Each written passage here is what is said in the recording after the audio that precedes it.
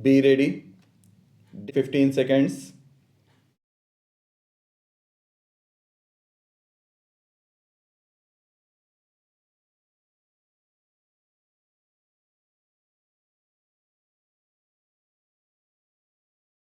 Sir, some days ago I had the honor of presenting to the House the report of the Planning Commission on the second 5 year plan. I presume that many members have read it since then, either fully or in parts. I have now the honor to move the following resolution. This House records its general approval of the principles, objectives, and programs of development contained in the second 5 year plan as prepared by the Planning Commission. Those honorable members who have read this report have probably not found it very light reading. A report of this type can hardly be termed light reading, although I believe there are many parts of it which are exciting reading. Few of us can say that we agree with every single word in this report and with every single proposal. A report of this type is the product of the labor of a great many persons, not only members of the Planning Commission, but a vast number of other people who have been consulted. Among them are experts of our own country and of foreign countries and others representing various interests and professions in the country. As with all joint products, there is an attempt to meet different viewpoints. I hope this House will view the report as a whole, keeping in mind the unity of approach, objectives, methods, and principles underlying it, and not so much the details. It is open, of course, to any honorable member to criticize or to make suggestions in regard to any part of the report, whether it be principles or details. But I submit that the important thing is to get hold of the main principles.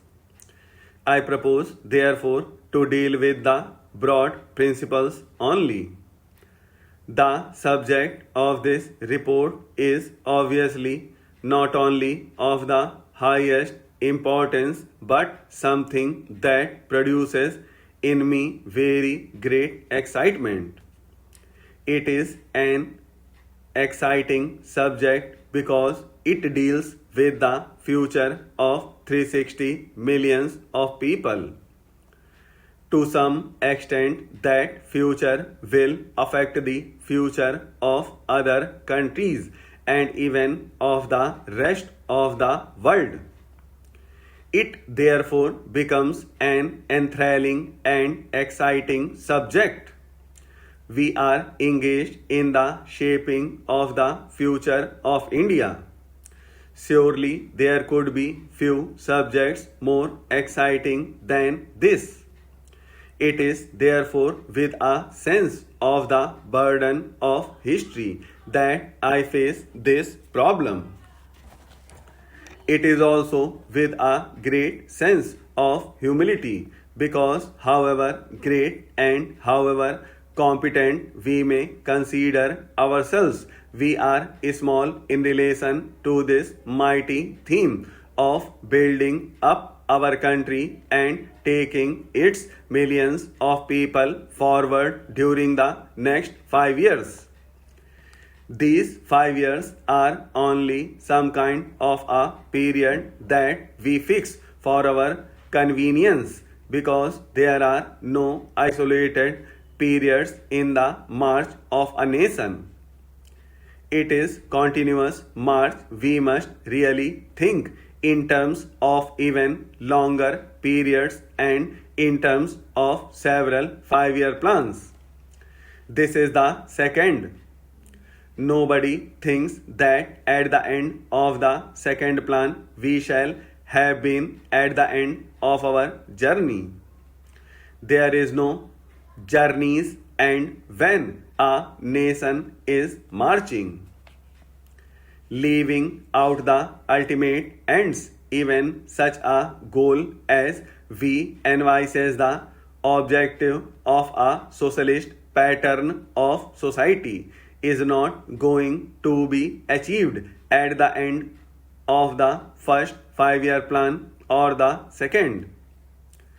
It may require 3 or 4 5-year plan periods before we can say with some confidence that we have very largely achieved it.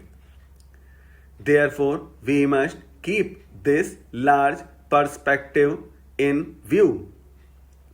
In planning, especially, we are apt to forget the larger perspective and lose ourselves in some particular aspect which is of importance and yet which may very well come in the way of the larger perspective. For example, take the question of regional development. We are all agreed that there should be a uniform development all over India.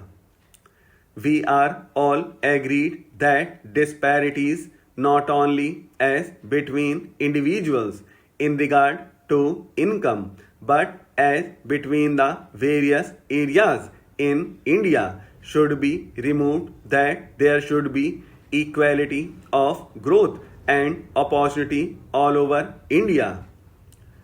But if we start applying that principle regardless of the other objectives and perspectives, we may spoil the whole plan. We may not have very much to give to any reason. Therefore, in looking at the 5-year plan, we have to think really of several 5-year plans.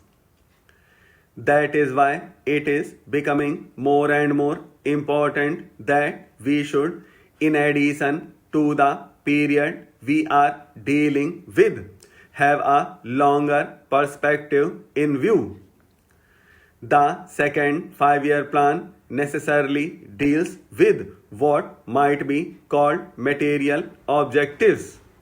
They are very important because it is on the basis of certain material achievements that we can build other achievements. The plan deals to some extent, no doubt, with culture and like matters. Nevertheless, it confines itself chiefly to material advance. That does not mean that we attach no importance to other aspects. Mr. Deputy Speaker, Sir, I am very grateful to the honorable members who have made their observations on the budget while taking the opportunity of making a few observations on it. Nobody can claim that this is a budget where there is no deficiency, that this is an embodiment of perfection, and it has been possible for us to do whatever is needed for the betterment of the economic situation in the country.